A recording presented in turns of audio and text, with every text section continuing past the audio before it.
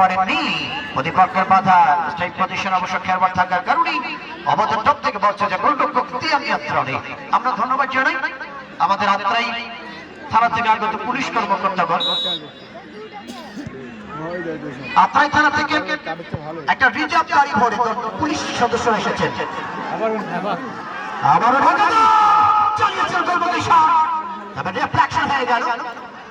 আমাদের মাঠের নিরাপত্তা দেওয়ার জন্য আইন শৃঙ্খলা বাহিনী আমাদের গোলাম মোস্তফা ভাই সহ তিনাদের আইন শৃঙ্খলা রক্ষাকারী বাহিনী পুলিশ সদস্যরা মাঠের বিভিন্ন অংশে তারা রয়েছে। একটা জিনিস আপনাদেরকে বলে দিই, এটা ফুটবল খেলার মাঠ, এটা কিন্তু কোনো যাত্রা প্যান্ডেল নয়। এটা ফুটবল খেলার মাঠ, এটা কিন্তু যাত্রা প্যান্ডেল নয়। বাংলাদেশ সরকারের মেয়েরা এখানে খেলছে, যারা দেশের বাইরে খেলে। ভারত খেলেছে, শ্রীলঙ্কা খেলেছে, নেপাল খেলেছে, ভুটান, হংকং পর্যন্ত খেলেছে। সাবধান, আপনি একটা বাজে শব্দ ব্যবহার করলে আপনি অ্যারেস্ট হয়ে যাবেন। প্রশাসন সব জায়গায় সতর্ক অবস্থায় আছে।